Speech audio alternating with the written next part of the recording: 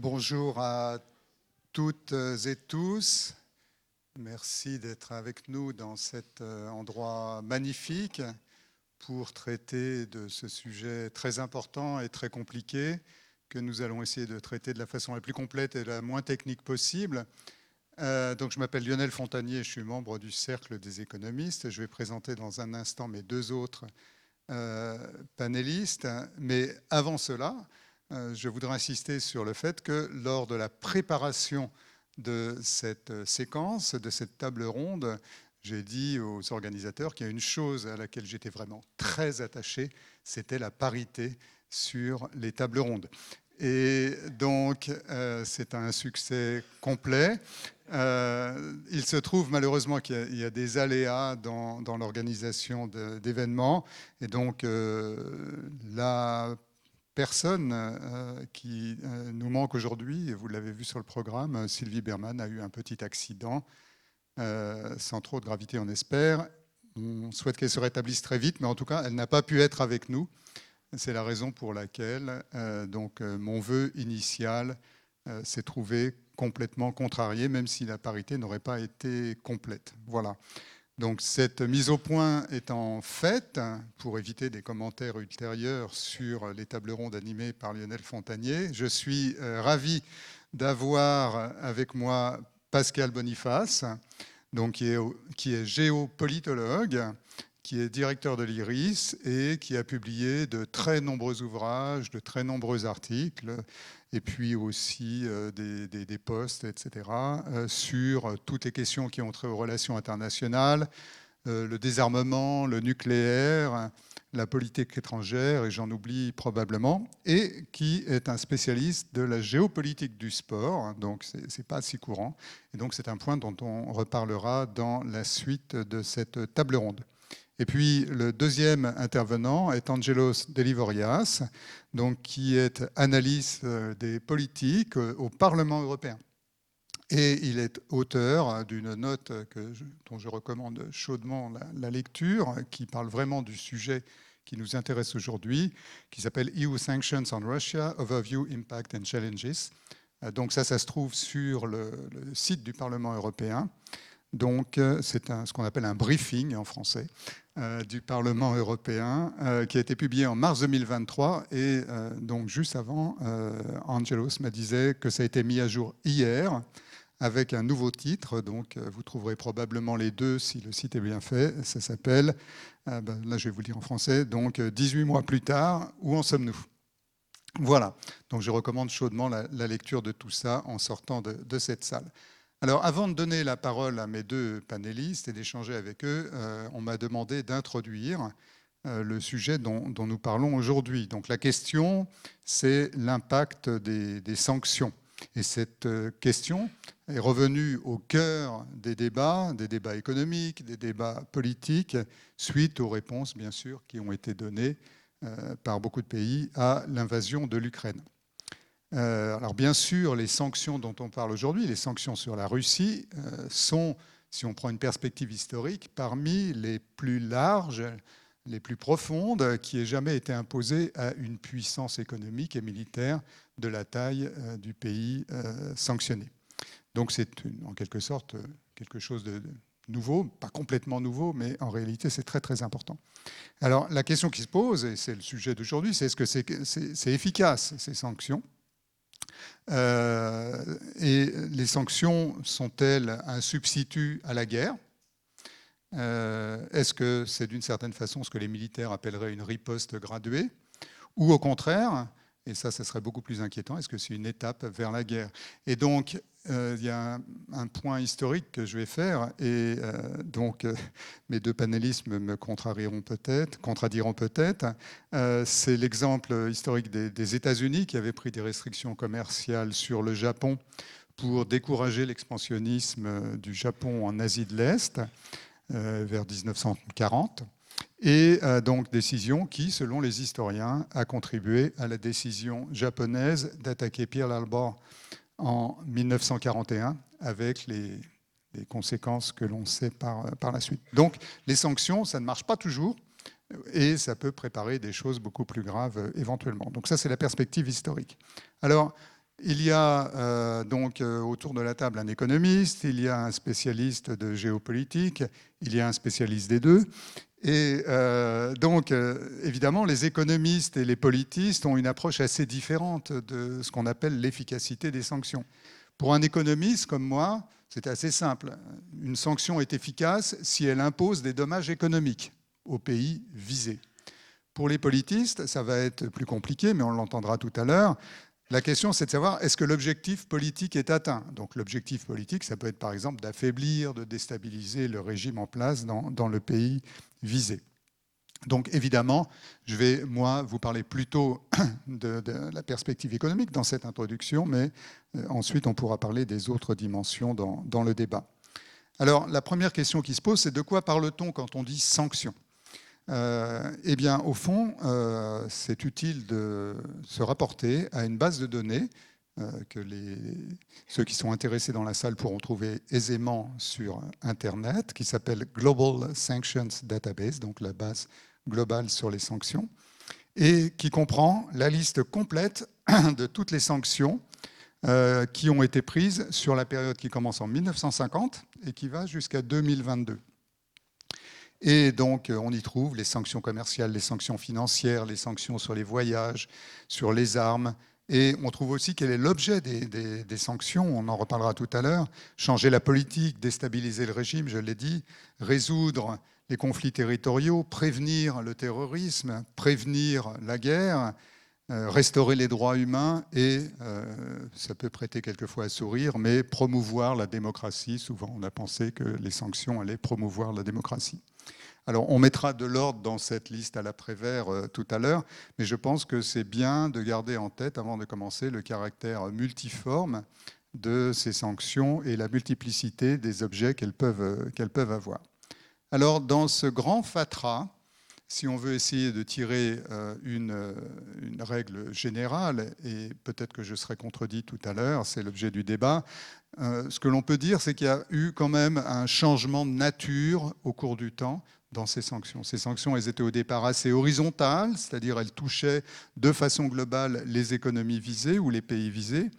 Et si on veut prendre une perspective historique assez caricaturale, mais qui permet d'avancer, on pourrait dire que depuis l'attaque des Twin Towers, on a eu un changement de nature des sanctions. Ces sanctions sont devenues plus chirurgicales, si vous me permettez le terme. On a visé plus des individus, on a visé plus des entreprises, on a visé plus des types de transactions. Et donc, c'est ce qu'on a appelé, nous, économistes, des smart sanctions. Je suppose que du côté des géopolitistes, on utilise un vocabulaire similaire. Alors, est-ce que c'est efficace tout ça?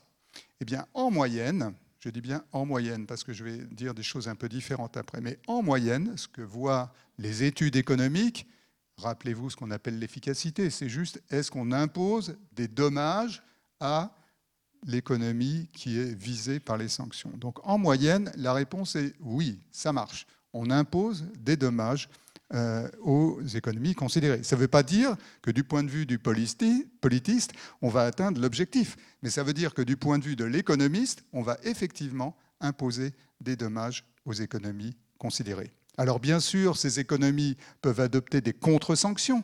Rappelez-vous, en 2014, donc la Russie, vous vous rappelez l'invasion de la Crimée, enfin l'annexion de la Crimée, puis les sanctions occidentales, puis la réponse de la Russie à tout ça en mettant un embargo sur les produits agricoles et alimentaires qui venaient des pays qui avaient pris les sanctions du premier tour.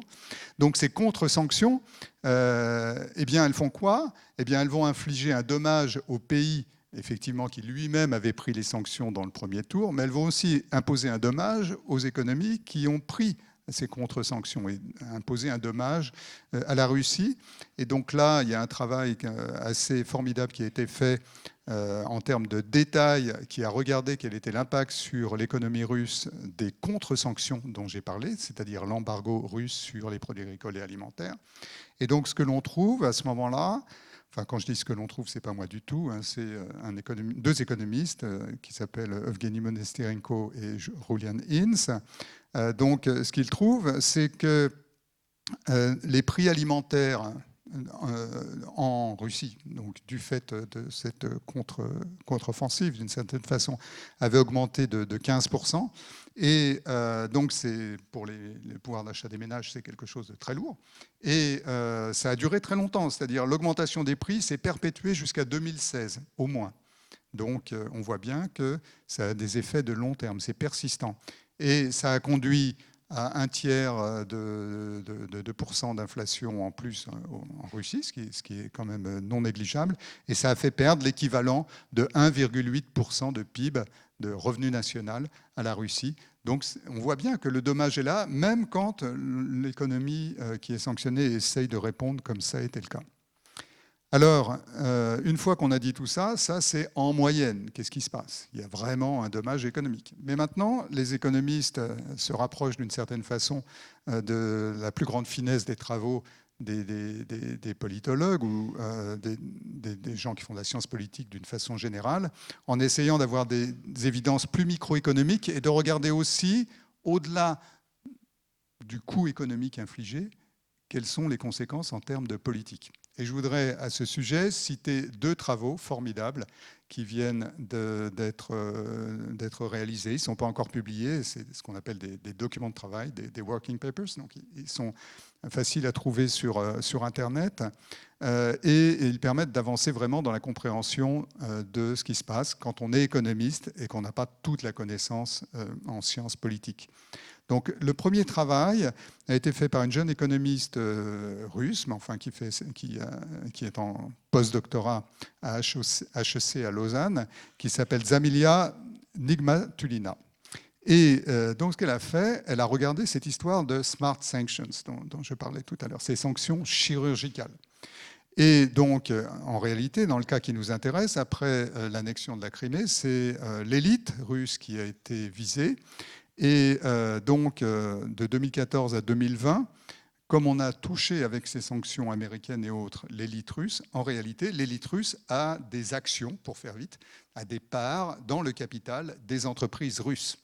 Et ça prend une proportion considérable. C'est tout à fait étonnant. C'est-à-dire en visant les oligarques, comme on dit pour faire vite, eh bien, on a touché en réalité 600 000 entreprises russes. C'est absolument gigantesque. Et donc la question, c'est si on arrive avec des frappes chirurgicales à toucher 600 000 entreprises russes, l'impact doit être terrible.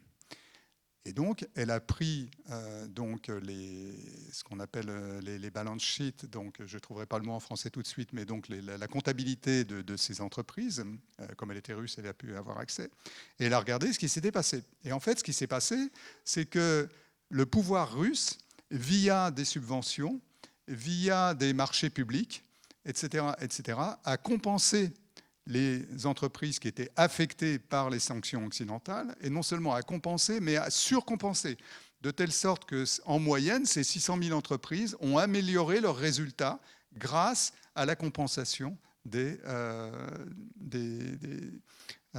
sanctions qui avaient été prises, des smart sanctions qui avaient été prises. Alors donc, on a l'impression que c'est tout à fait inefficace. C'est vraiment l'inverse de ce qu'on voulait faire.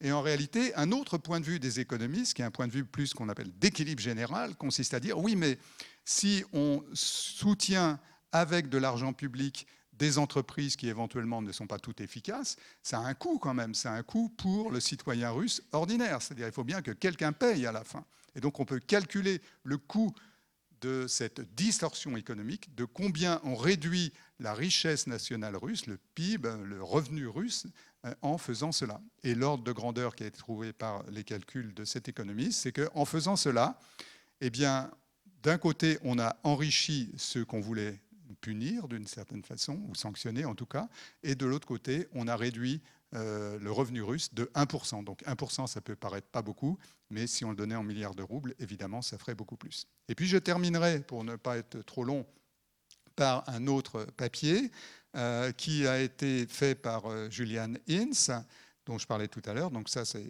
quelqu'un qui est à l'Institut de Kiel, en Allemagne. Et il a regardé les mêmes sanctions contre la Russie. Et pour faire vite, il a regardé le degré d'exposition des différents districts russes, donc la granularité est assez fine, le degré d'exposition des districts russes à ces sanctions occidentales, commerciales. Et donc ensuite, il a regardé bureau de vote par bureau de vote sur une période suffisamment longue, quel a été l'impact sur le vote des électeurs de cette exposition plus ou moins grande aux sanctions européennes. Et donc pour faire vite et terminer par ce point, le résultat, c'est que ces sanctions ont augmenté de 13% le vote pour le président Poutine. Donc, du point de vue même de la science politique, il ne semble pas qu'on ait forcément atteint l'objectif qu'on s'était fixé. Donc, vous voyez que les économistes peuvent faire des choses plus fines que ce qu'ils avaient fait au départ. Alors, on arrive au débat et aux 3 tours de questions qu'on a prévus ensemble, ce qui va vous permettre de dire éventuellement tout le contraire de ce que j'ai dit. C'est aussi le sens des tables rondes, qu'on puisse se contredire. Donc les 3 tours de questions que je vais poser à mes 2 intervenants, c'est sur le pourquoi, le comment et sur l'efficacité, thème dont je viens de parler. Alors, on commence par le pourquoi les sanctions, et je vais me tourner vers Pascal Boniface. Est-ce que c'est une logique d'affaiblissement économique ou politique, comme je l'ai indiqué, ou est-ce que c'est plus une riposte graduée pour éviter une escalade militaire? Et pour prolonger cette question, si on prend l'exemple du boycott des sportifs, qui est quelque chose qui est très, très populaire dans les médias, est-ce que ça s'inscrit dans cette logique de sanctions que j'ai évoquée précédemment?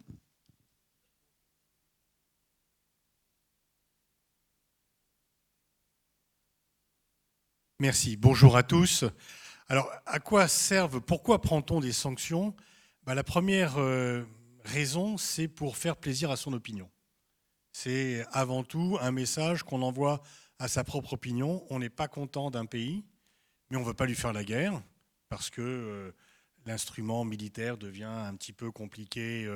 Et comme on veut envoyer un signal, on prend les sanctions. Donc les sanctions, c'est une opposition non armée à un pays. C'est une façon de faire la guerre économique sans faire la guerre réelle. Et donc c'est bien sûr un message adressé à sa propre population. La population est émue par telle situation. Il dit « Que faites-vous ? Vous n'avez pas le droit de ne rien faire par rapport à ce criminel, par rapport à ce tyran, etc. » On prend des sanctions. Alors bien sûr, le but des sanctions, c'est ce que vous avez dit, c'est d'affaiblir le pays qui est sanctionné. Mais ça ne marche pas toujours, mais ça c'est la 3e partie, donc j'y viendrai peut-être dans le 3e round de questions. En fait, quand on regarde les sanctions, on voit qu'elles sont toujours prises par les pays occidentaux à destination des autres. Il n'y a pas, les pays du Sud ne prennent pas de sanctions contre les autres ou de façon rarissime sur un voisin. Mais les sanctions globales comme instrument politique, ce sont les pays occidentaux, et Obama lui-même avait déclaré que les États-Unis étaient shootés aux sanctions. Il y a un nombre de sanctions de la part des États-Unis qui sont vraiment phénoménales. Il y a des milliers de sanctions qui sont prises. Et en fait, dès que le Congrès n'est pas content, parce que le président peut prendre des sanctions, le Congrès peut prendre des sanctions, le Sénat peut prendre des sanctions, et donc dès qu'il y a quelqu'un qui traverse un peu en dehors des clous, bon, des fois il traverse vraiment en dehors des clous, mais eh bien, on prend les sanctions, soit sur tel individu, tel dirigeant, tel pays, et donc c'est une façon donc de vouloir affaiblir l'adversaire. Mais surtout, c'est une façon... Pardon, j'ai lu qu'il y avait 70 pays qui étaient visés par des smart sanctions américaines. Voilà, c'est de sorte voilà, c'est vraiment... Et de la part des Américains, il y a quelque chose de supplémentaire, c'est qu'ils ont une législation dont l'application est extraterritoriale. Donc ça veut dire quoi? Au début, pour lutter contre la corruption, les États-Unis ont pris des lois comme quoi il était interdit de corrompre, très bien. Et puis ils se sont dit, mais si les autres pays ne prennent pas les mêmes lois, on est un peu en délicatesse. Donc si un pays finalement viole la loi américaine, pour qu'il n'y ait pas une distorsion de concurrence, on va également le sanctionner. Et donc les États-Unis arrivent à sanctionner des entreprises des pays alliés. Par exemple, la BNP a été condamnée en 2015 à 9 milliards d'amendes par le département de la justice aux États-Unis parce que la BNP avait commercé avec le Soudan et le Soudan était sous sanction. Et ce qui est important de comprendre, c'est que la BNP n'a pas agi sur le territoire américain, elle a agi de France au Soudan. Donc on n'est jamais passé, mais elle a utilisé le dollar. Et donc, comme le dollar est la monnaie à la fois des échanges internationaux et des États-Unis, les départements de la justice étaient voir la BNP en disant « vous avez commis une violation du droit américain, payez l'amende, sinon vous ne pourrez plus agir sur le territoire américain ». Et la BNP a bien sûr plus besoin de l'accès au territoire américain qu'au territoire soudanais. Donc la BNP a payé l'amende, c'est une amende, et en plus, il faut accepter que des inspecteurs américains viennent dans votre entreprise pour vérifier que vous suivez bien les principes, etc. Et donc, en fait, ils ont retourné la distorsion de la concurrence, puisque les entreprises européennes ont payé 40 milliards d'amendes dans la décennie qui vient de s'écouler, 2010-2020, pour pouvoir continuer à opérer aux États-Unis. Et les entreprises américaines sont nettement moins sanctionnées. Donc, pour les États-Unis, les sanctions, c'est devenu une arme politique. C'est devenu une arme politique pour que la loi américaine soit respectée en dehors du territoire américain. C'est donc le côté extraterritorial.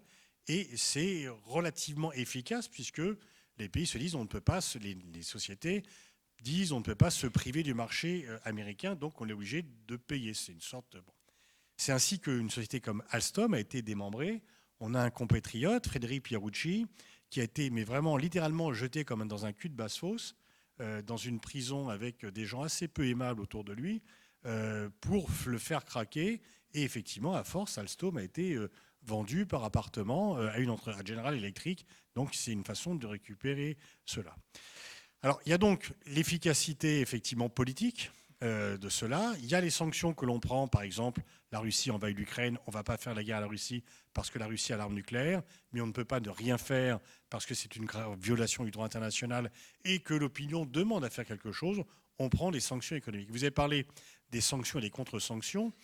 Effectivement, ce qu'il faut voir au-delà de l'économie, c'est est-ce que les sanctions affaiblissent le pays qui est sanctionné, mais est-ce que le pays qui sanctionne n'est pas lui-même affaibli ?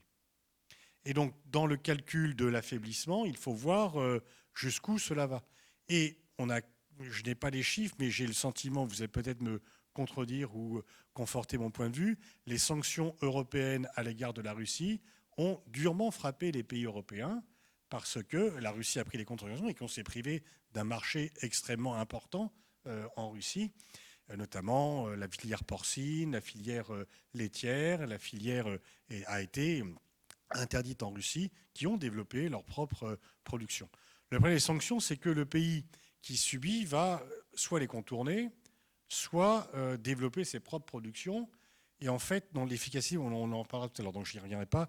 Et donc, il y a cela. Surtout, ce qu'il faut voir, c'est qu'on est arrivé à un tel point de lassitude des pays sanctionnés qu'il y a soit des coalitions de parias ou de sanctionnés, coalition Russie, Iran, Corée du Nord, pays qui sont hautement sous sanctions, soit qu'il y a tout d'un coup un rejet des sanctions et donc de ceux qui les donnent, qui sont plutôt les Occidentaux.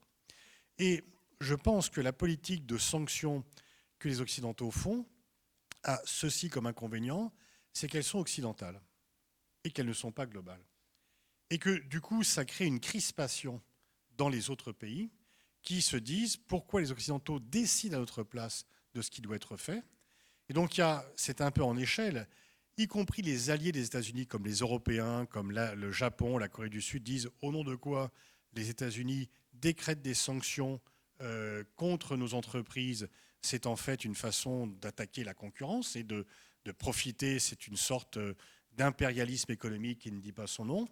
Et quand les Occidentaux prennent de façon commune des sanctions contre tel ou tel pays, les pays du Sud, les pays non occidentaux, disent au nom de quoi les Occidentaux se permettent de prendre des sanctions.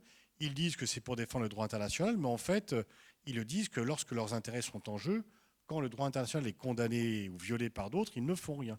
Et donc, ils s'organisent pour pouvoir résister à ces sanctions. Et parmi les clivages, vous connaissez le clivage Est-Ouest historique, vous connaissez le clivage Nord-Sud historique. L'un des principaux clivages qui se met en place, c'est le clivage The West versus the Rest, l'Occident contre les autres. Et je suis, pour ma part, persuadé que les sanctions sont un élément extrêmement important dans cette perception d'un écart, d'un gap entre les uns et les autres, et qu'aux États-Unis, certains commencent à réfléchir, de dire, bon, Obama avait lancé ce cri d'alerte, mais lui-même avait sanctionné, des fois il avait suivi le Congrès, des fois il avait sanctionné. Trump, bien sûr, a multiplié les sanctions, mais Biden ne fait pas moins, et les sanctions s'empilent parce que c'est très facile de prendre les sanctions, c'est très difficile de les retirer. Parce que l'on dit, mais pourquoi vous n'avez pas obtenu votre résultat ? Pourquoi vous retirez les sanctions ? Finalement, le pays n'a pas changé de comportement, etc. Donc, Et en fait, certains, pas beaucoup, commencent à s'interroger aux États-Unis, est-ce qu'à terme, le rôle du dollar comme monnaie internationale ne pourrait pas être mis en cause parce qu'à force que l'on prenne des sanctions lorsque le dollar est utilisé, les pays vont faire en sorte de passer par d'autres monnaies que le dollar. Et là, il commence un peu à y avoir une réflexion sur le caractère, l'effet boomerang des sanctions qui fait quand même un peu partie de cela. Donc pour résumer, pour poursuivre le débat, je pense que les sanctions sont avant tout, dans la mesure où les pays occidentaux ont compris que la guerre ne rapportait pas les résultats qu'ils espéraient, et quand ils n'ont pas compris, la réalité se rappelle à eux assez fortement Irak, Afghanistan, Mali, etc. Donc quand il y a quelque chose qui leur paraît inacceptable, et pour montrer qu'ils ne sont pas sans rien faire, et montrer aussi bien au pays qui est sanctionné qu'à leur propre opinion publique, la dimension opinion publique est extrêmement importante, eh bien ils prennent les sanctions. Dans le Sud, ils disent, mais quand on sanctionne, c'est qu'on est supérieur. Qui sanctionne? C'est le maître qui sanctionne l'élève. Et donc les Occidentaux, comme toujours, se croient supérieurs, nous sanctionnent, ce n'est plus acceptable, nous ne pouvons plus supporter cela. Merci. Et je confirme effectivement que c'est difficile de retirer les sanctions. L'exemple, c'est les sanctions commerciales qui avaient été prises par l'administration Trump contre la Chine, sous le prétexte, qui n'est pas qu'un prétexte éventuellement, mais sous le prétexte du vol de technologie par la Chine. Ces sanctions sont pour l'essentiel toujours en place, et donc la nouvelle administration américaine n'a pas réussi à les enlever. Et en retour, la Chine a pris des sanctions contre les États-Unis qui ont eu des effets difficiles sur notamment les agriculteurs américains, lesquels ont été compensés par des subventions du gouvernement américain, notamment les éleveurs de porc, ce qui a conduit à une inefficacité économique qui coûte donc aux États-Unis, même si ceux qui ont été les plus victimes des sanctions ont été compensés. Alors, ceci m'amène, Angelos Delivorias, à parler de l'Europe. On a beaucoup parlé des États-Unis. En 2008, lors de la guerre Russie-Géorgie, l'Europe, enfin l'Union européenne en l'occurrence, avait condamné la Russie et puis adopté des résolutions, mais pas de sanctions. Vous me corrigerez si je grossis le trait. En 2014, on a parlé de l'annexion de la Crimée. Alors là, les sanctions, elles étaient légères. Ça a été des sanctions sur les visas, des sanctions diplomatiques. Et la sanction qui, moi, me paraît la plus étrange, c'est la suspension de la Russie du G8, donc, qui avait été décidée à ce moment-là. Et puis, il y a eu quand même quelques petites sanctions économiques sur le commerce, de l'armement et d'autres choses. Et puis, avec la guerre de l'Ukraine, les sanctions ont été assez immédiates. Et on parle de février 2022. Et donc, la question qui se pose, on a bien vu comment fonctionnaient les États-Unis, mais la question qui se pose, c'est est-ce que cette progression, cette montée en puissance des sanctions européennes représente en fait ou illustre cette idée de la riposte graduée ou illustre la faiblesse européenne?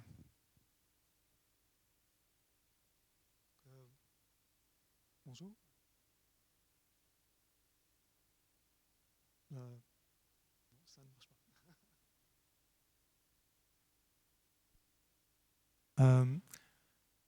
Excusez-moi, ça n'a pas marché. Voilà, donc vu que je travaille pour le Parlement, bien sûr, je ne parlerai pas de faiblesse européenne, parce que tout va très bien, comme vous savez. Non, il faut... personnellement, je vois les choses d'une manière un peu différente. Donc je vais peut-être passer sur quelque chose d'assez important et je continue par... Une fois? Ah, pardon, excusez-moi, je n'ai pas trop l'habitude. Ce qui s'est passé, c'est que depuis 1994, l'Union européenne a eu un accord de coopération de partenariat avec la Russie. On a commencé à avoir des relations avec la Russie. On a intensifié les échanges commerciaux, surtout de gaz et de pétrole, qui existaient déjà avant, mais qui étaient beaucoup moins importants. Ces relations entre la Russie et l'Union européenne étaient, disons, positives jusqu'en 2008. On était en train de discuter en 2008 de renouveler donc, cet accord de coopération de partenariat, de faire une zone sans visa pour les citoyens russes. Donc, disons que les relations entre les deux blocs étaient assez cordiales La Russie en général, mis à part bien sûr des crises comme la Transnistrie, donc la Moldavie, en 1992, si je me rappelle, n'avait pas ouvert de front. Ils avaient eu la guerre en Tchétchénie, mais depuis quelques années, il n'y avait pas vraiment de front ouvert, tandis que de notre côté, les États-Unis avaient commencé la guerre en Irak, la guerre en Afghanistan, et la Russie s'était mise du côté des Français et des Allemands qui disaient « Ok, l'Afghanistan, on peut comprendre, mais l'Irak, on est quand même relativement critique. » Donc, les dirigeants européens étaient pris de court, je trouve, pour trois raisons principales. La première, c'est parce que les relations entre les deux blocs étaient relativement bonnes. Deuxièmement, parce que, si vous vous rappelez, c'était l'invasion, la guerre en Géorgie s'est passée plus ou moins quelques mois après le changement de présidence en Russie. Donc, on avait M. Medvedev qui était au pouvoir. Il nous avait... le point de vue des Européens et des Américains, c'était que c'était quelqu'un de libéral, que c'était quelqu'un d'assez ouvert, et non pas quelqu'un qui irait faire la guerre. Donc, et la troisième, bien sûr, et je trouve assez importante, et on ne la mentionne pas assez, c'est qu'on était en plein milieu de la crise financière globale, qu'on tend à oublier aujourd'hui, mais de 2007 en 2009, aux États-Unis et en Europe, on a eu la crise des subprimes, donc des obligations, et par la suite, on était beaucoup plus focalisé sur nos propres économies que sur l'international. Mais cela n'empêche qu'en effet, on aurait pu prendre des sanctions à ce moment-là. Il me semble qu'au niveau européen, mais il faut que je retrouve les sources, c'était surtout l'Allemagne et la France qui s'étaient opposées à cause, bien sûr, des bonnes relations commerciales entre ces deux grands pays et la Russie. Donc, on a quelques manières d'expliquer la non-prise de sanctions en 2008. C'est plus difficile d'expliquer le peu de sanctions qui ont été prises en 2014. Encore une fois, vu de mon prisme, c'est parce qu'on était en plein milieu de la crise des dettes souveraines européennes, je trouve. Et c'était beaucoup plus difficile pour nous, parce que comme M. Boniface a dit, M. Fontanier a dit, il y a un coût tant bien pour les pays qui sanctionnent que pour les pays sanctionnés. Et je trouve qu'une des raisons qu'on n'évoque pas assez, c'est que le coût pour les pays qui sanctionnaient à ce moment-là, si on prenait des sanctions beaucoup plus importantes, pourrait mettre en danger certains pays et pourrait avoir des répercussions sur les économies de la zone euro qui, à ce moment-là, étaient en pleine crise. Et donc, en 2022, on a pris beaucoup plus de sanctions. Premièrement, je trouve parce qu'on était prêt à envoyer un signal beaucoup plus fort. Deuxièmement, parce qu'on a suivi en grande partie les États-Unis qui ont décidé de donner aussi un signal aussi fort. Et je trouve que, mais ça encore, c'est sujet à discussion, il y a deux points. Il y a un point qu'on ne discute pas beaucoup, mais l'un des points assez importants pour le signal envoyé par ces sanctions maintenant, ce n'est pas seulement pour les sanctions envoyées, le signal envoyé à la Russie, mais c'est pour les signaux envoyés à d'autres pays qui pourraient considérer à envahir d'autres pays. Et bien sûr, comme on dit en anglais, the elephant in the room, c'est la question de la Chine à Taïwan. Donc c'est quand même un point assez critique, c'est un moment dans le temps assez critique où l'Union européenne et les États-Unis envoient un signal assez clair, tant bien à M. Poutine que voilà, c'est quand même une grave violation du droit international, comme il a été déjà dit, et qu'on ne peut pas, on ne va pas nécessairement faire la guerre, mais on voulait quand même faire un signal fort. Mais je crois aussi, et c'est bien moins dit, que c'est un signal envers la Chine pour lui dire, écoutez, vous avez encore besoin de la technologie, par exemple, de l'Ouest, bien que moins qu'avant, et que, en ce moment-ci, ne considérez pas cela. Alors peut-être, avant de repasser la parole à Pascal Boniface, pour revenir sur la position des Français et des Allemands à Bruxelles sur la question la surprise par rapport à la Russie, les Français et les Allemands ont beaucoup cru jusqu'à une période récente, que le commerce adoucissait les mœurs. Donc ça, c'est une vieille histoire. Et donc, on l'a cru avec l'entrée de la Chine à l'OMC, c'est-à-dire on a dit en 2001, ben voilà, la Chine va devenir une grande démocratie, une grande économie de marché, etc. On s'était un petit peu trompé. C'est devenu une grande économie, donc la première partie de la phrase était correcte, mais la suite était discutable. Et donc, on est en train de voir quelles sont les conséquences de cela. Et dans le cas de la Russie, on l'a cru aussi.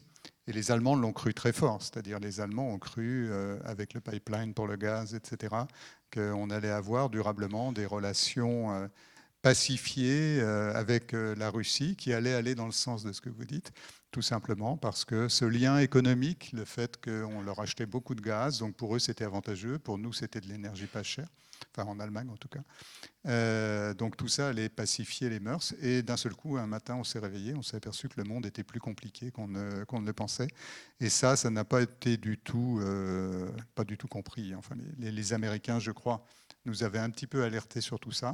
Mais du côté allemand et du côté français aussi, ce n'était pas quelque chose qui était perçu. Et comme ces deux pays ont quand même une petite influence à Bruxelles, je pense que voilà, ça conduit dans la direction qu'on évoquait tout de suite. Alors, sans autre forme de transition, on passe au deuxième tour de questions sur les différents types. Oui, oui. Bien sûr. Les mœurs, oui et non, puisque l'Allemagne et l'Angleterre étaient le premier partenaire commercial l'un de l'autre au début du XXe siècle. Ça n'a pas vraiment adouci, parce qu'en fait, la géopolitique prend souvent le pas sur l'économie. Donc l'intérêt économique conduit à continuer à commercer, mais si un acteur pense qu'il a un intérêt géopolitique, il va dire « je fais quand même la rupture ». Et là, et peut-être qu'on aura un débat entre nous qu'on ne sera pas d'accord, c'est qu'on a à la fois commercé avec la Russie, mais sans le traiter comme un partenaire. Et il y a eu bien sûr le poids des Français et des Allemands, mais il y a aussi le poids d'autres pays qui refusaient des contacts avec la Russie. Et d'un point de vue russe, ce n'est pas une façon d'excuser la guerre, cette guerre est inadmissible. Il y a des crimes de guerre, elle est illégale, etc. Mais qu'il y a un nombre d'erreurs occidentales à l'égard de l'URSS dans un premier temps, de la Russie dans l'autre, qui ont conduit à la dégradation de cette situation. Et effectivement, on voit que l'intérêt économique parfois passe au second rang. Et aussi, parce que bien sûr, la Chine s'est modernisée, la Russie pas tellement, c'est, pour faire court, toujours un peu une station-service avec des fusées, quoi. Mais en fait, les Chinois se sont développés, mais ne sont pas devenus occidentaux. Et les Russes ne sont pas devenus occidentaux, alors qu'on pensait qu'ils sont restés russes, alors qu'on pensait qu'ils allaient devenir européens. Et quelque part, il y a un peu l'hubris occidental qui pense que le monde entier va devenir occidental et qui, tout d'un coup, a un réveil un peu douloureux. Alors pour continuer ce débat, les différents types de sanctions et les différents types de cibles. Alors, il y a de multiples exemples en dehors de l'Ukraine et de la Russie dont on a beaucoup parlé, enfin de la Russie en l'occurrence. Il y a l'Iran, il y a la Corée, enfin beaucoup d'autres. Ces sanctions, elles peuvent être économiques, diplomatiques, financières, on l'a dit. Donc, Pascal Boniface, est-ce que vous pourriez remettre un petit peu d'ordre dans tout ça, créer des grandes catégories, une typologie, comme on dit? Est-ce que c'est possible ou est-ce que c'est impossible? Comme vous l'avez dit, il y a tellement de sanctions que faire une typologie pourrait nous épuiser jusqu'à la fin des nuits. Je pense que la première distinction, c'est sanction occidentale ou sanction globale. Et en fait, le problème des Occidentaux, c'est qu'ils ont un peu tendance à penser qu'ils sont le monde, alors qu'ils n'en sont qu'une partie. Et que ça crée une première différence. J'ai dit tout à l'heure d'ailleurs que si les sanctions venaient plutôt du Sud, il y a des sanctions qui sont du Nord, il y a des sanctions qui vont du Sud, c'est les pays arabes qui sanctionnent Israël et qui interdisent tout commerce avec Israël. Ça n'a pas empêché Israël ni de se développer, ni de continuer la même politique. Donc, et ça n'a pas empêché complètement ce commerce non plus derrière la scène. En fait, les sanctions peuvent aller de... Là, on parle des sanctions économiques. Les sanctions peuvent être la rupture des relations diplomatiques, le rappel d'un ambassadeur. Par exemple, les États-Unis vendent des sous-marins à l'Australie alors qu'elles devaient en acheter à la France. On ne rompt pas les relations diplomatiques avec Washington, mais on rappelle notre ambassadeur pour dire qu'on n'est pas tout à fait content. Et puis, ça peut aller effectivement à l'interdiction d'exportation, le boycott, l'interdiction d'exportation de certains biens. Ça peut être général ou total. C'est général pour la Corée du Nord. Il peut y avoir des exceptions. L'Irak a été longtemps sous sanctions avant la guerre d'Irak de 2003. Et d'ailleurs, Madeleine Albright avait dit que c'était worthy, même si ça fait 500 000 morts, phrase qu'elle a regrettée par la suite, puisque, y compris les médicaments, comme il y avait des produits chimiques dans les médicaments, ne pouvaient pas être envoyés en Irak. Et donc, il y a plus que 50 nuances de sanctions. Il y a vraiment des sanctions sur des produits, des sanctions sur des individus, des sanctions sur des pays, des sanctions globales, des sanctions particulières, des sanctions provisoires qu'on renouvelle tous les 6 mois, d'autres que l'on doit au contraire rejeter, etc. Et donc, en fait, il y a vraiment l'imagination pour les sanctions et sans limite, ce qui fait qu'on s'y perd un peu. Et il y a aux États-Unis des centaines de gens qui travaillent juste pour faire la liste des sanctions. Et dans beaucoup d'entreprises aussi, il y a des bureaux qui sont là pour dire bon, est-ce qu'on ne va pas dépasser le trait, est-ce qu'on ne va pas franchir une ligne jaune et donc être sanctionné à notre tour. Donc c'est assez chronophage et assez coûteux, ne serait-ce que pour respecter, ne pas subir cette loi-là. Donc voilà à peu près la liste des sanctions. On viendra après sur l'efficacité, donc je n'aborde pas cela maintenant. Mais ce qu'il faut voir, c'est qu'en fait, c'est un mode opératoire qui s'est développé. C'est-à-dire qu'il y avait assez peu de sanctions au début du XXe siècle. Et puis ensuite, je pense que c'est lié à la fois, d'une part, au phénomène général d'interdiction de la guerre, qui n'est pas toujours non plus respecté, mais qui vient quand même limiter, rendre plus compliqué l'usage de la guerre comme moyen normal de résoudre des différends entre pays. Et puis aussi, le rejet par les opinions de plus en plus important de la guerre et donc le fait de trouver un plan B. Et le plan B, ce sont les sanctions. Et donc, il y a eu une multiplication des sanctions dont je ne saurais faire la liste parce qu'elles sont vraiment... il y en a des milliers et des milliers et la typologie est très compliquée. Donc, il y a une distinction, moi, que je voudrais bien avoir en tête en sortant de cette salle, et le public avec moi, c'est est-ce qu'au fond, il y a vraiment des différences dans les sanctions qui sont appliquées par les États-Unis et les sanctions qui sont appliquées par l'Europe? La première partie de la réponse, je la devine, c'est que les sanctions européennes ne sont pas extraterritoriales. Voilà, donc c'est ce qui fait partie peut-être de la limite de l'exercice concernant les Européens. Mais si on laisse cet aspect de côté, est-ce que les sanctions européennes vise plus les aspects financiers? Alors peut-être pas, mais on a l'exemple SWIFT quand même dont on va reparler, avec des conséquences qui vont dans le sens de ce que disait Pascal Boniface tout à l'heure. C'est-à-dire avec SWIFT, on a peut-être poussé au développement d'un système financier alternatif, enfin d'un système de règlement financier alternatif.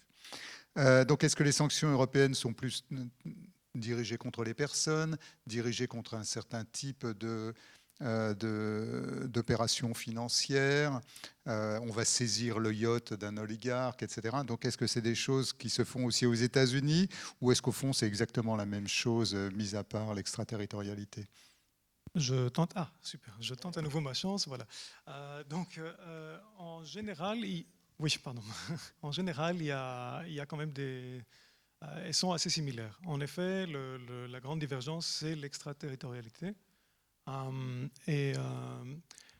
Mais il y a aussi des variations un peu plus fines. Donc, par exemple, aux États-Unis, c'est le Congrès et le président des États-Unis qui vont adopter les sanctions, comme il a été déjà mentionné.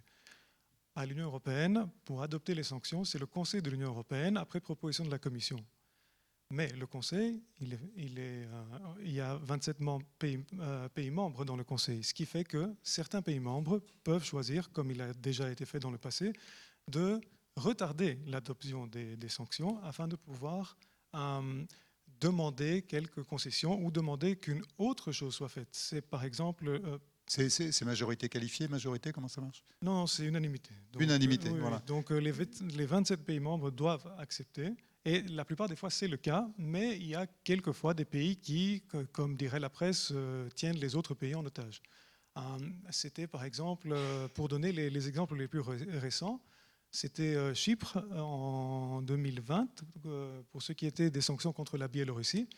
Elle voulait d'abord que l'Union européenne fasse une déclaration pour ce qui concerne les activités de la Turquie en Méditerranée de l'Est. Parce que je ne sais pas si vous vous rappelez, mais il y a eu quand même 2-3 ans où on a eu un peu chaud du côté de la Grèce et de Chypre. Et Chypre a dit, OK, on n'accepte pas, on n'adopte pas ces sanctions tant que vous n'avez pas au moins fait une déclaration, ce qui a été fait. Et bien sûr, c'est aussi le cas cette année-ci. Donc en 2022-2023, avec les ensembles de sanctions, pardon, je crois que c'est plus paquet de sanctions, mais le 6e ensemble de sanctions qu'on a voté à l'Union européenne, la Hongrie a dit, écoutez, nous on a besoin, vous voulez un embargo, mais on doit creuser une niche pour nous et dire non, on a vraiment besoin de gaz, pétrole russe, etc. Donc ça ne va pas s'appliquer à nous. Donc le système européen est un peu plus lent que le système américain, vu que voilà, il y a cette possibilité pour des pays de discuter et de demander cela. Une fois en place, le système européen est un peu plus flexible que le système américain. Pourquoi? Parce que dans le système européen, il y a l'obligation de... excusez-moi, normalement on écrit en anglais et là j'ai pris quelques notes. Voilà, donc on a l'obligation de faire des réexamens périodiques des sanctions. Alors que les États-Unis n'ont pas l'obligation de le faire. Ils peuvent choisir de laisser complètement les sanctions courir et de prendre une décision quelques années plus tard. C'est le cas avec le Myanmar, où les sanctions des États-Unis ont duré pendant 4 ans de plus que les sanctions européennes, parce qu'à un moment précis, nous on s'est dit non, voilà, on n'a plus besoin de ça, et on les a... Oui. Les sanctions européennes, c'était la suppression de l'accès au système de préférence généralisée, donc les marchandises de Myanmar qui rentraient à 0 droit de douane, 0 quota, et on a supprimé ça à cause du travail forcé. Je le dis pour que tout le monde ait la même chose en tête. Et bien sûr, donc, comme il a déjà été mentionné à de nombreuses reprises, la grande différence, c'est l'extraterritorialité. Nous, dans l'Union européenne, jusqu'à maintenant, avec le 11e paquet de sanctions, nous n'avions pas de... en fait, non, même pas maintenant. Les sanctions de l'Union européenne ne s'appliquent pas dans d'autres pays, dans des pays tiers. Ce que nous, on avait pour contrer l'extraterritorialité des sanctions américaines, jusqu'à présent, était ce qu'on appelle une loi de blocage, mais qui n'a pas été utilisée. Ce qui, pour faire très très court, c'était une loi qu'on avait votée à un niveau européen et qui disait, voilà, si une entreprise doit ou continue à faire avoir des relations commerciales avec un tiers pays, etc., mais qui est sous les sanctions américaines, elle a l'obligation de continuer à le faire et non pas. Mais bien sûr, la plupart des entreprises européennes voulaient mieux continuer à collaborer avec le marché américain qu'avec de tiers marchés. Donc, dans les faits, il n'y a personne qui l'a utilisé. Maintenant, avec le 11e paquet de sanctions, on a l'instrument d'anti-contournement, qui, en théorie, est la même chose que les sanctions secondaires, ce qu'on appelle les sanctions secondaires américaines, mais la Commission et le Conseil ont répété à maintes reprises, pardon, oui, je viens de réaliser que, en fait, non, il ne s'agit pas d'extraterritorialité, ce ne sont pas des sanctions secondaires et ça sera utilisé qu'en dernier recours.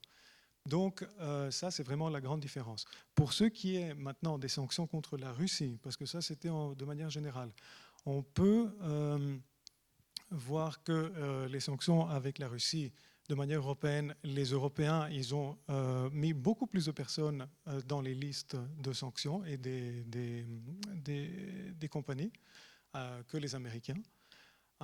Mais aussi, les sanctions européennes ont été un peu plus légères, disons, que les sanctions américaines à cause de notre situation géopolitique. Donc, les États-Unis, ils ont leur propre gaz naturel liquéfié. Donc, ils ont dit, voilà, on n'importe plus de charbon, on n'importe plus du tout de gaz, gaz naturel liquéfié de la part de la Russie, alors que nous, bien que ça a été diminué lors des derniers 18 mois, on a continué à importer cela. Et on a quand même vu que ça aurait eu un impact assez important à notre économie, on a décidé de le faire de manière beaucoup plus graduelle. Alors merci, peut-être une précision, parce que je vois qu'il y a des plus jeunes dans la classe, c'est formidable. Il y a peut-être parmi vous des lycéens, des étudiants, même très certainement, mais j'ai une vue assez limitée dans le fond, donc voilà. Mais normalement, les élèves sont dans le fond, hein, près de la fenêtre et du radiateur. J'étais comme ça aussi quand j'étais élève. Ceci pour dire qu'il faut bien avoir en tête comment ça fonctionne à Bruxelles, hein, peut-être pour bien remettre ce qui a été dit en perspective. Donc à Bruxelles, je caricature, hein, il faudra me corriger après. Donc il y a la Commission européenne qui propose, il y a le Parlement européen, les gens que vous allez élire, qui légifère, et il y a le Conseil européen qui dispose. On va dire les choses comme ça. Et quand on parle du Conseil européen, et c'est là qu'il faudra me contredire ou pas, sur les décisions dont on parle, c'est la réunion des 27 ministres des Affaires étrangères européens. Donc il peut y avoir le ministre des Affaires étrangères de Hongrie, par exemple, qui n'est pas d'accord pour telle ou telle raison, ou celui d'un autre pays. Voilà. Voilà, mais comme on aime bien faire compliqué à l'Union européenne, il y a certaines politiques pour lesquelles le Parlement et le Conseil décident ensemble. Donc c'est la procédure de codécision, ce qu'on appelle maintenant la procédure législative ordinaire. Et il y a d'autres dans lesquelles le Conseil prend la décision et informe le Parlement par la suite. Donc dans le cas des sanctions, on est simplement informé au Parlement. On ne prend pas parce que je ne peux pas... Je préfère ne pas m'élargir sur le sujet, mais voilà, c'est un des domaines de politique dans lesquels on n'est que informé, consulté par la suite. Angelos, vous êtes enregistré, donc faites très attention. Voilà. Et donc, ce qu'on appelle la procédure législative ordinaire, c'est la situation dans laquelle, dans un trilogue, donc les trois se parlent, on va arriver à exactement le même texte à la virgule près sur lequel les trois dont j'ai parlé vont tomber d'accord. Donc, c'est la procédure ordinaire qui peut prendre beaucoup de temps, du coup. Et du coup, sur les sanctions, ça ne va pas du tout. Il faut faire quelque chose de plus rapide. Alors, néanmoins, je ne voudrais pas sortir de cette salle, j'étais venu un peu pour ça en réalité, sans avoir le point de vue de Pascal Boniface, qu'il a évité de nous donner tout à l'heure, sur le boycott des sportifs. Parce que moi, ce qui me préoccupe, c'est de savoir si les sportifs russes vont venir challenger la médaille d'or que les Français devraient avoir en 4,70. C'est un équipage mixte formidable, je les soutiens beaucoup. Et je serais très embêté que les Russes viennent les titiller près d'une bouée. Alors, est-ce que ça peut arriver? Est-ce que ça doit arriver? Alors pour l'instant, donc il y a, comme vous le savez, le sport est géopolitique et la question du boycott, quand on veut manifester son opposition à un pays, se pose. On veut boycotter un événement qui se passe dans un pays qu'on n'aime pas, style la Coupe du monde de football au Qatar ou les Jeux olympiques en Chine. Mais généralement, ceux qui proposent le boycott ne participent pas eux-mêmes directement. Parce que les intellectuels qui demandent le boycott des Jeux Olympiques ne demandent pas à ce que leurs livres ou leurs films ne soient plus exportés en Chine ou dans le Golfe. C'est toujours les sportifs qui doivent payer parce que c'est une sorte de, finalement, un peu de preuve de la sous-estimation ou du mépris que certaines élites ont pour le sport. Dans le cas des Jeux Olympiques de Paris, se pose la question, faut-il ou non interdire aux athlètes russes et biélorusses de venir, puisqu'on sait que Poutine s'est beaucoup servi du sport, les Jeux de Sotchi, la Coupe du monde de 2018, comme moyen de communication, comme moyen pour accroître son propre prestige et celui de la Russie, et que le sport, c'est ce qu'on appelle du soft power. Et donc, si un pays réussit dans le sport, eh bien, son prestige grandit un peu. Et Poutine l'a fait à la fois pour les questions de santé publique, il ne faut pas complètement retirer cela, mais également des questions de prestige. Et donc on se dit, on va le punir là où ça fait mal, par le sport, puisqu'il fait du sport, et lui-même, comme vous le savez, s'est mis en scène des matchs de hockey que les équipes adverses ne gagnent jamais, la pêche, promener à cheval torse nu, etc. Bon, il joue un peu quand même sur le côté un peu viriliste de cela. Alors donc l'Ukraine et les pays européens ont dit, on ne peut pas mettre, il y a la trêve olympique, c'est très important la trêve olympique. On ne peut pas accepter qu'un pays qui en agresse un autre puisse participer aux Jeux Olympiques qui sont la concorde même et l'esprit universel. Et c'est là que, de nouveau, il y a une division The West versus the Rest, parce que tous les pays européens, ou la plupart, demandent l'exclusion de la Russie et de la Biélorussie, qui est son allié des Jeux Olympiques, mais dans le reste du monde, personne ne le demande. De même qu'il y a eu des protestations en disant « il n'est pas possible d'aller à la Coupe du Monde au Qatar, dans ce pays qui méprise les droits de l'homme ». Jamais en Asie, en Afrique, en Amérique latine, on a eu ce type de demande. Ce n'est que dans les pays occidentaux que cela s'est produit. Alors le débat est assez fort parce qu'effectivement on se dit des crimes de guerre, on ne peut pas accepter que Poutine fasse sa propagande. Mais Thomas Bach, qui est le président du CIO, dit mais en fait il y a 70 conflits dans le monde. Pourquoi on n'exclurait que les Russes et les Biélorusses et pourquoi ? Et est-ce qu'on a demandé l'exclusion des athlètes américains après la guerre d'Irak en 2003 ? Non. Alors certains pourraient dire mais l'époque a changé, on est plus sévère avec la guerre, mais on voit qu'une fois encore c'est une demande occidentale par rapport à un pays non occidental. Mais par rapport à l'émotion quand même qui est suscitée, Thomas Bach a fait une proposition qui peut échouer jusqu'à des moments, c'est de dire on ne permet pas aux athlètes russes, on ne permet pas à la Russie et à la Biélorussie de participer aux JO, et donc il n'y aura pas d'équipe nationale, parce qu'il y a un drapeau, etc. Mais les athlètes russes et biélorusses peuvent participer sous bannière neutre. S'ils gagnent, ils auront une médaille d'or, mais il n'y aura pas de drapeau, il n'y aura pas d'hymne national, et ils participent sous bannière neutre. Et même sévérité supplémentaire, s'ils appartiennent à l'armée, beaucoup de sportifs appartiennent à l'armée, ils ne pourront pas participer. Et s'ils se sont exprimés en faveur de la guerre, ils ne pourront pas participer.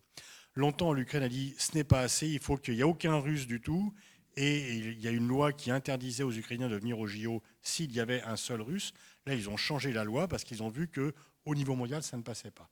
Et comme ce serait trop simple comme ça, il y a une autre règle, c'est que chaque fédération internationale d'athlétisme, de tennis, a ses propres règles.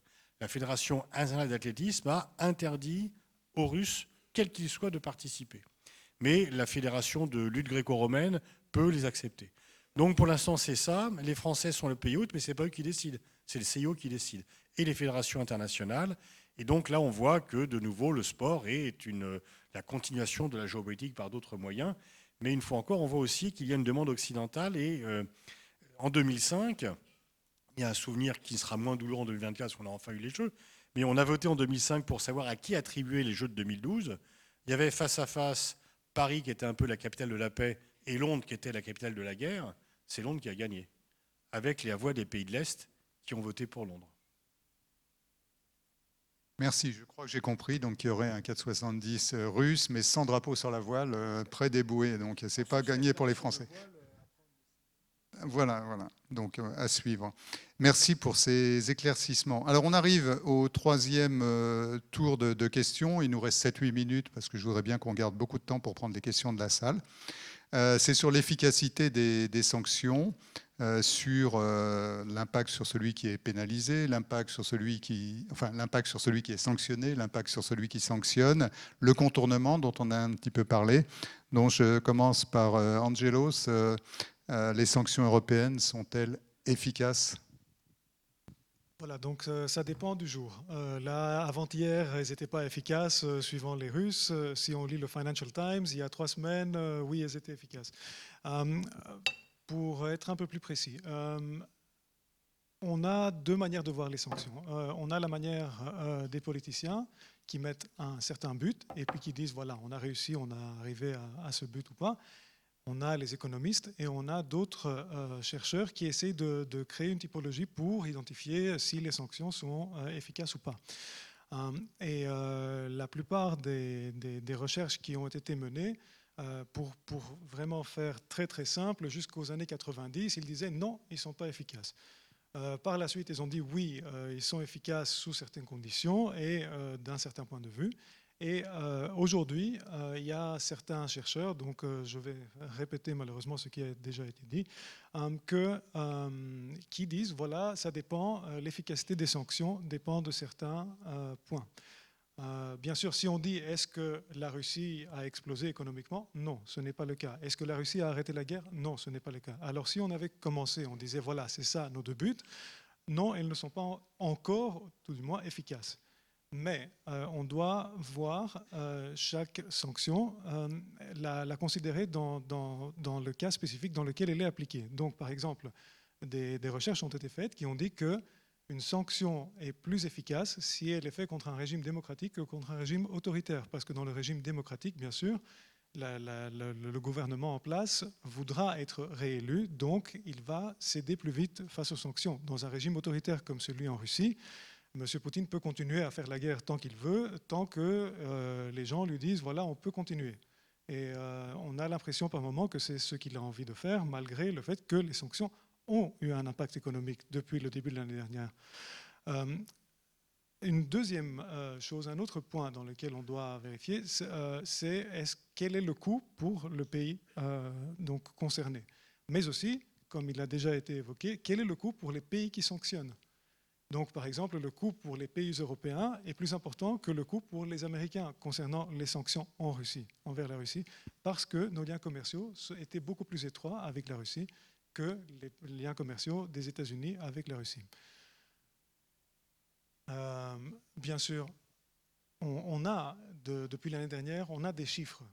Et quelquefois, c'est facile de s'y perdre dans tous ces chiffres-là. Par exemple, on a commencé en disant, voilà, on gèle des actifs qui sont équivalents à 300 milliards. Donc oui, l'économie russe survit encore, mais sans cela, sans qu'elle puisse utiliser cela pour financer sa guerre. L'économie russe a moins d'argent, au moins a eu moins d'argent, moins de revenus par la vente du pétrole cette année-ci, les 7 derniers mois, tout du moins, que si on n'avait pas imposé le plafond sur le prix de vente du pétrole. Donc, il y a un coût pour la Russie. Maintenant, la question c'est est-ce que la Russie peut supporter ce coût, peut soutenir ce coût. Là vient un autre élément qui est très important, c'est la durée. On s'était dit au début qu'en bloquant l'accès à SWIFT, en gelant les avoirs de la Banque centrale, etc., tout serait fini très très vite. Mais ça n'a pas été le cas. Parce qu'à la fin, on parle d'un pays qui est quand même la 10e ou 11e économie mondiale, un pays qui se base beaucoup sur l'exportation de matières premières,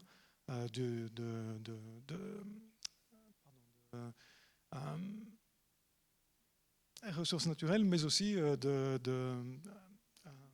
pardon ? Non, pas seulement le gaz et le pétrole, mais aussi les graines, les produits agricoles. Merci, les céréales, oui. Et donc, tout cela a été bloqué par les pays occidentaux, ou au moins a été réduit par les pays occidentaux, mais d'autres pays ont continué à en importer. À un coût plus réduit, dans le cas du pétrole par exemple, ou à un coût plus élevé pour les Russes dans le cas de l'exportation de gaz vers les pays d'Asie, mais ça a continué à leur créer des revenus.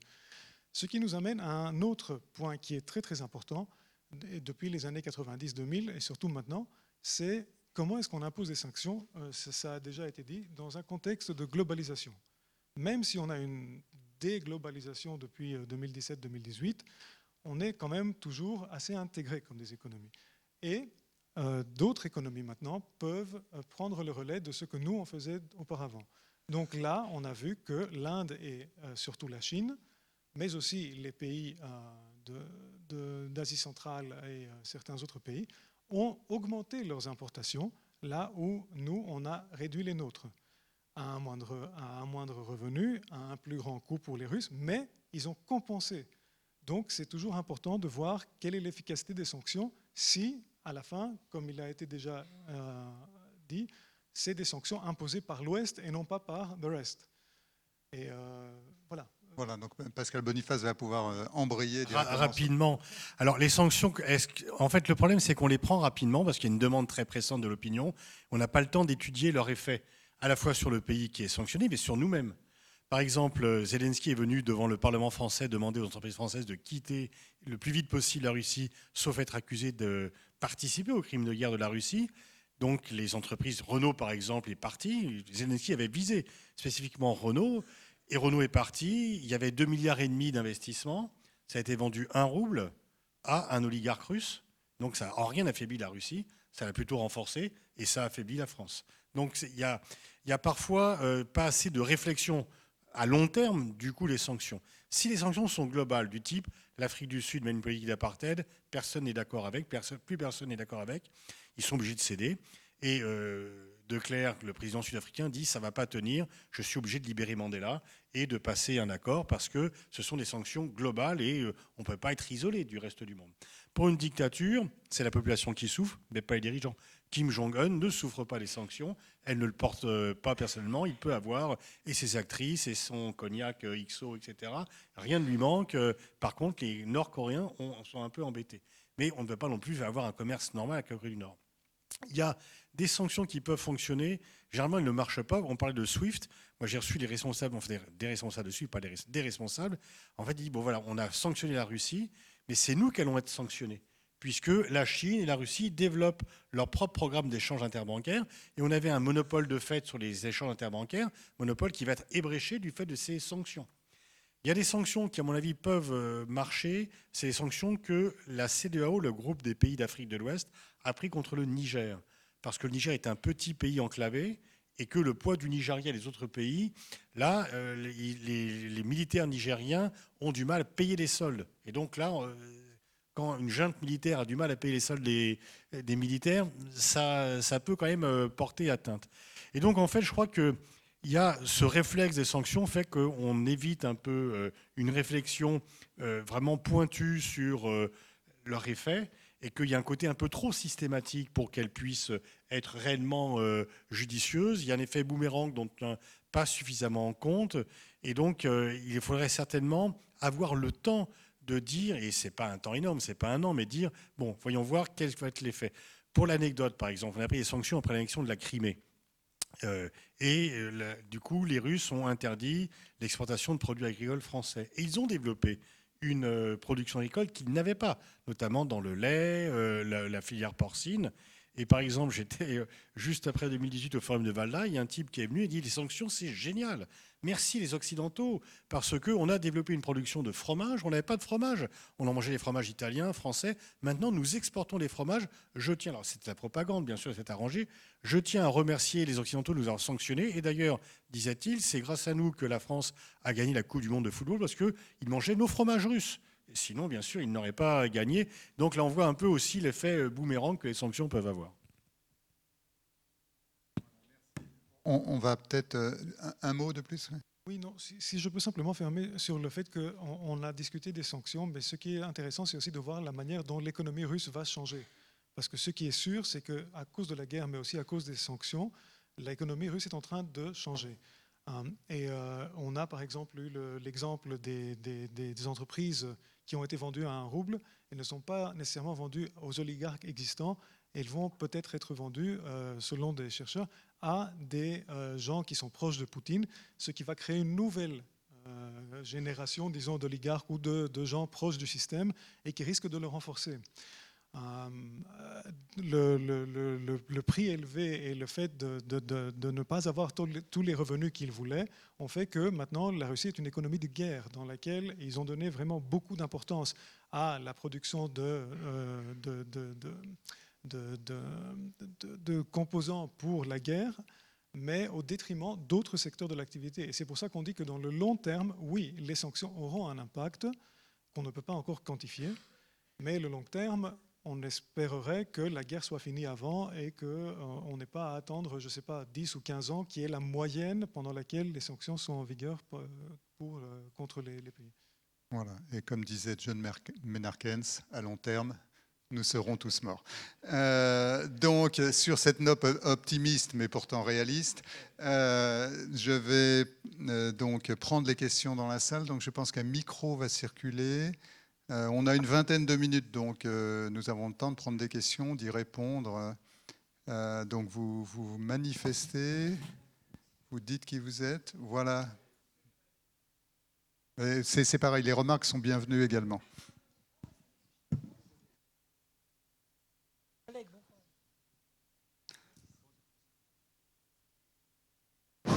Ok. Oui, à vous entendre, et ce serait ma conclusion personnelle, finalement, il faudrait que l'Europe divorce des États-Unis pour que nous allions mieux.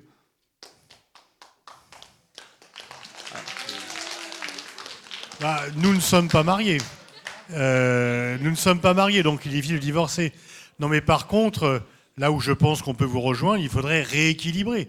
Il ne s'agit pas de casser l'alliance avec les États-Unis, mais il s'agit de la rééquilibrer et de faire en sorte que les États-Unis nous traitent vraiment comme un partenaire et non pas comme des alliés. Alors, bien sûr, il y a les méthodes dures avec Trump, il y a les méthodes plus douces avec Biden, mais très souvent, les Américains prennent des décisions sans tenir compte des intérêts de leurs alliés, et que la guerre en Ukraine a accentué cela, puisque tous les pays européens, volontairement, disent on ne peut rien faire sans les Américains. Ils ne sont pas forcés de le dire, c'est ce qu'ils pensent. Et donc, ils ont tellement peur de la menace militaire russe qu'ils se sont encore plus précipités sous le parapluie stratégique américain. Donc l'idée, c'est plutôt un rééquilibrage des relations. Alors, il y a un exemple concret dans un domaine qui n'est pas militaire, fort heureusement, qui est la question du climat. Donc sur la question du climat, vous avez vu que l'Europe a pris un certain nombre de dispositions, dont le mécanisme d'ajustement carbone aux frontières, sur lequel le Parlement européen était assez actif l'année dernière, qui consiste à taxer d'une certaine façon le carbone qui est contenu dans les produits importés, ce qui ne fait pas plaisir aux Américains qui exportent vers l'Europe. Et de leur côté, les Américains qui partagent aujourd'hui le même objectif de réduction des émissions de gaz à effet de serre s'y sont pris tout à fait différemment, non pas en taxant le carbone à leurs frontières, mais en subventionnant massivement leur industrie. Donc c'est le fameux IRA, dont vous avez tous entendu parler probablement dans cette salle. Et alors il y a un dispositif dans l'IRA qui rejoint la discussion que nous avons tout de suite, et c'est pour ça que j'en parle, qui est que, pour prendre cet exemple, les voitures qui vont pouvoir bénéficier aux États-Unis donc des 7 500 $ de subvention du gouvernement à l'achat doivent être des voitures fabriquées aux États-Unis ou fabriquées en tout cas avec un certain pourcentage, ce qu'on appelle un taux d'intégration locale, un certain pourcentage de composants américains. Mais ça concerne beaucoup les batteries notamment, et c'est très difficile évidemment. Et ce pourcentage monte au cours du temps, c'est 40, puis 50, puis 60, etc., pour arriver à 100%. Donc ça veut dire qu'il faut vraiment localiser les usines, soit aux États-Unis, soit au Mexique, soit au Canada, quand on est un constructeur européen, japonais ou coréen. Donc ça, évidemment, ça a créé un grand émoi du côté européen, parce que les voitures européennes ne pourraient plus être exportées vers les États-Unis. Et donc il y a un dialogue, et je pense que c'est la réponse. C'est-à-dire qu'il faut un dialogue avec nos amis américains. Il y a un dialogue qui s'est instauré au plus haut niveau. Donc il y a un groupe qui s'appelle un groupe de haut niveau entre la Commission européenne et l'administration américaine qui a essayé de voir quelles étaient les solutions pour éviter que ça pénalise trop les Européens. Et la solution qui a été trouvée est très bonne, c'est-à-dire les Américains ne changent pas ce qu'ils avaient décidé, parce qu'après, de toute façon, avec le Congrès, etc., c'est trop compliqué. Mais dans l'application, il se trouve qu'on ne va pas appliquer cette règle aux voitures qui sont vendues en leasing aux États-Unis. Et les voitures qui sont vendues au leasing aux États-Unis sont les voitures électriques. Donc, vous voyez qu'il y a toujours façon de s'entendre avec les États-Unis quand on discute au plus haut niveau. Et donc, à titre personnel, pour rebondir sur la question du divorce, je pense qu'avant de divorcer, c'est toujours mieux de se parler. Et de mon côté, je dirais simplement que on ne cesse de le répéter, l'Union européenne est une superpuissance en matière commerciale, mais n'est pas une superpuissance dans d'autres matières. Et il est relativement difficile pour nous, dans le cas actuel, de dire voilà, on va divorcer de tous nos alliés existants parce qu'on n'est pas tout à fait d'accord avec eux, surtout dans le contexte actuel et dans la décennie qui vient de se passer. Ce qu'on fait au niveau européen,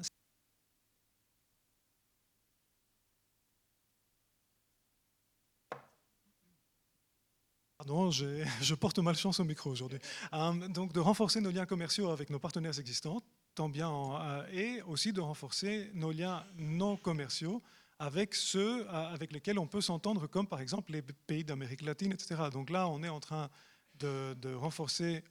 Le Conseil vient de donner le feu vert pour la continuation des accords avec les pays de ACP. Excusez-moi si je... Voilà, Afrique et Pacifique. On pense jusqu'à la fin de l'année finaliser l'accord avec les pays du Mercosur, donc de l'Amérique latine. Mais bien sûr, c'est beaucoup plus difficile pour nous de dire, voilà, on fait des sanctions à l'encontre de la Russie, on divorce des États-Unis, on va rester tout seul et on veut être une superpuissance commerciale, ça risque d'être un peu plus difficile. Merci. Donc on va prendre une autre question ou réaction, madame.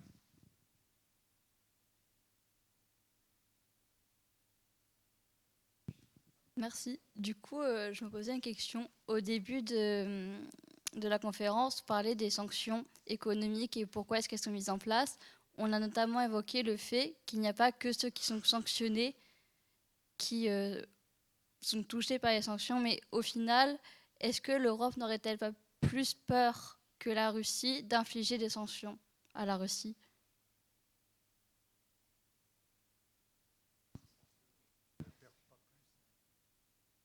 Ah, alors en fait, la Russie perd et on est tous les deux perdants.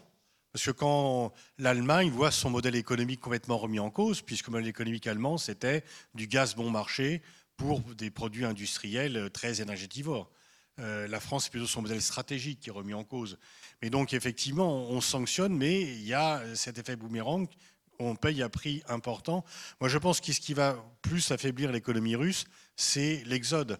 Le million et demi de Russes qui ont fui le pays pour ne pas être mobilisés ou pour fuir la répression. Mais il y avait, alors d'une part, les Américains poussaient très fort à ce qu'on prenne des sanctions, il était difficile. Et c'est vrai que comme c'était le retour d'une guerre interétatique en Europe, il était difficile de rien faire. Est-ce qu'il aurait fallu, et en même temps, on continue quand même d'importer une partie du gaz et du pétrole. Et là aussi, on voit les limites des sanctions, c'est qu'on achète à l'Inde du pétrole russe que l'Inde achète avec une remise d'un tiers à peu près et qu'elle revend au prix du marché. Donc il y a un peu les incohérences entre la présentation et la réalité. Mais disons que là encore, c'est les pressions de la présentation publique des dossiers qui fait qu'on peut avoir ce type d'incohérence et que l'on met un peu sous le tapis et qu'au final, parfois, on se tire une balle dans le pied, effectivement. Alors, peut-être une remarque supplémentaire, et Pascal Boniface va me dire si c'est d'accord. Quand on est dans un conflit, alors que ce soit un conflit commercial, un conflit militaire ou cette forme soft de conflit qui est la sanction, on impose un dommage à l'adversaire, mais on accepte l'idée qu'on subira soi-même un dommage. C'est-à-dire que quand on va à la guerre, on perd des soldats. Quand on va dans un conflit commercial, on perd des exportations. Et quand on met des sanctions en place, on peut perdre son monopole dans SWIFT, dans les flux financiers, etc. Et encore une fois, là, on est en train de parler en français. Vous êtes français. Et la position de la France est quand même différente parce que la France avait un grand commerce avec la Russie, mais elle n'est pas juste à côté. Quand on parle à d'autres partenaires européens comme la Finlande, comme l'Estonie, comme la Lettonie, la Lituanie, qui disent maintenant ils ont commencé avec l'Ukraine, mais demain ce sera nous, parce que n'oublions pas que c'était dans le passé, il y a une trêve, disons, de 30 ans, mais eux, ils n'ont pas encore oublié. Pour nous, ça date de beaucoup plus loin. Donc pour eux, il y a une importance des sanctions et ils sont prêts à payer le prix afin de signaler aux Russes que, voilà, écoutez, arrêtez cette guerre et ne prenez pas courage pour continuer et envahir le reste, par exemple, les États baltes, etc. Parce qu'avec le renouveau du nationalisme en Russie, on a entendu aussi cela. Donc, c'est une multitude de signaux. Malheureusement, Voilà, donc on prend une autre question. Monsieur. Oui, bonsoir. D'abord Bernard Cornu, ingénieur. Connaissant bien le Proche-Orient, je voudrais d'abord citer Claude Chesson, ancien ministre, ancien commissaire européen, ancien député européen, pour une phrase très courte, le 13 juillet 1991, poursuivre par l'embargo l'étouffement de tout un peuple sera vu un jour comme un crime contre l'humanité. Donc c'est 13 juillet 1991, c'était les débuts de l'embargo, qui avait été verrouillé par les Américains au Conseil de sécurité, parce que pour modifier les conditions, il fallait un nouveau vote du Conseil de sécurité. Donc en fait, les Américains pouvaient le maintenir ad vitam aeternam, mais ils l'ont maintenu plus de 10 ans. La question, c'est sur toutes les sanctions font de l'inflation. C'était l'Allemagne de Weimar, c'était la Syrie, c'était la Russie, etc. Donc on sait par les économistes socio-économiques que l'inflation touche d'abord les gens pauvres, les classes basses moyennes, les retraités. Donc en fait, les sanctions n'ont-elles pas un effet délétère sur ces populations pauvres immédiatement, enfin disons obligatoirement?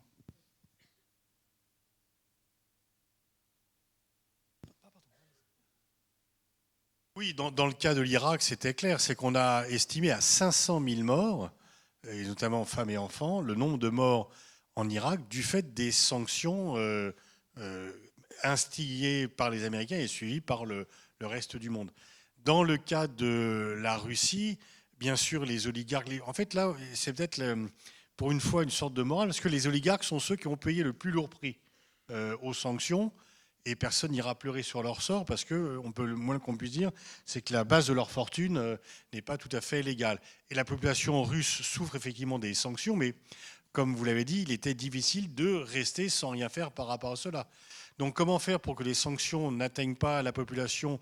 On sait très bien que dans les régimes autoritaires, en fait, ceux qui profitent des sanctions, c'est ceux qui sont aux manettes parce qu'ils profitent des circuits parallèles, la corruption les sert, et donc il y a tout cela.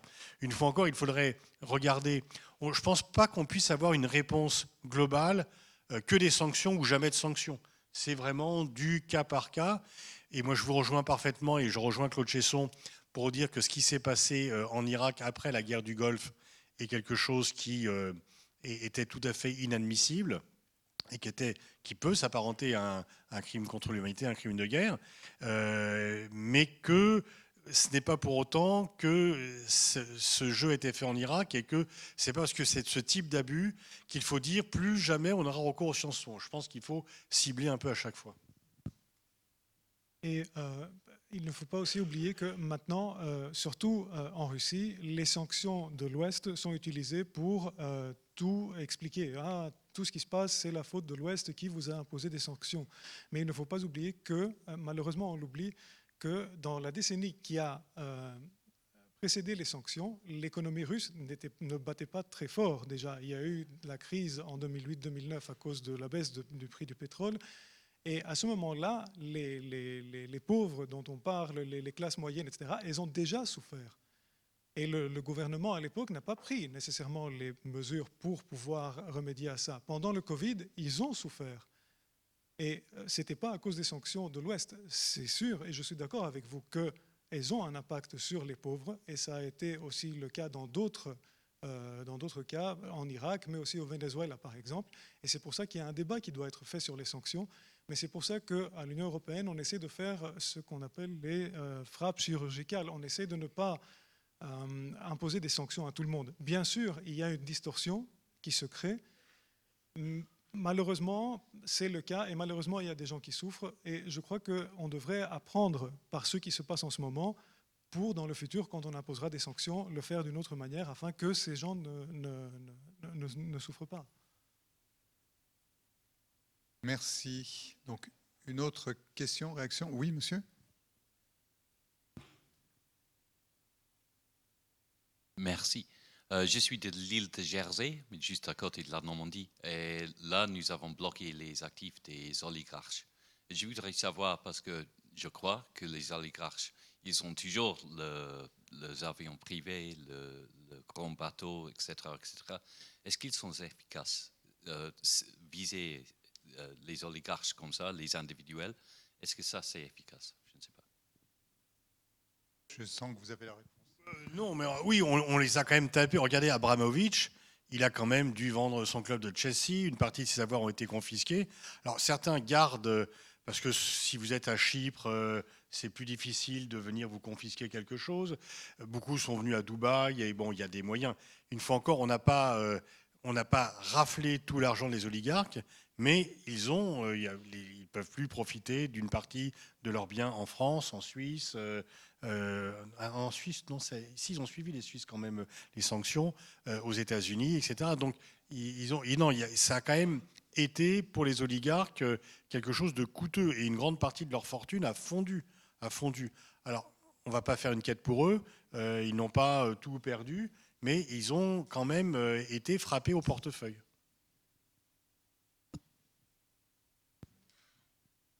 Une autre question? Oui, monsieur.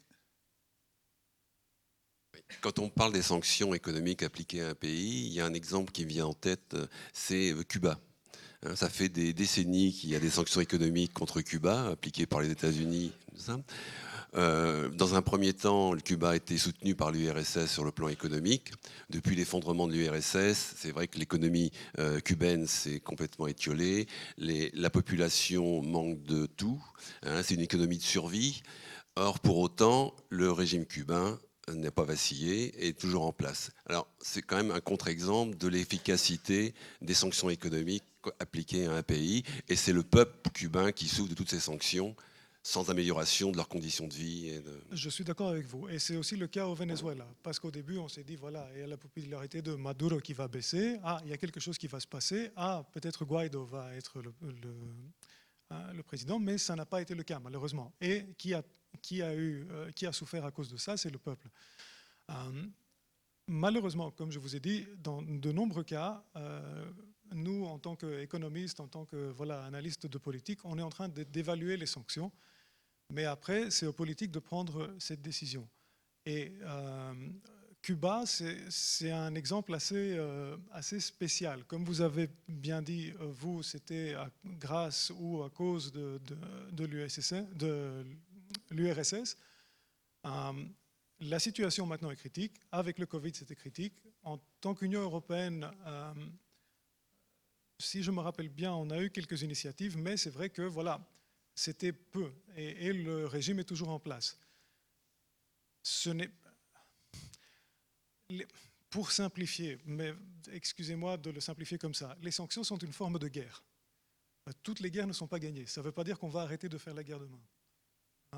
Les Américains ont, je ne dirais pas perdu la guerre en Afghanistan ou en Irak, mais ils ont fait 2 guerres à un coût faramineux, mais cela ne va pas les arrêter dans le futur. Et d'autres pays, l'URSS en Afghanistan, c'était un désastre, ça ne les a pas empêchés d'essayer d'envahir, de faire la guerre à la Géorgie et maintenant d'envahir l'Ukraine.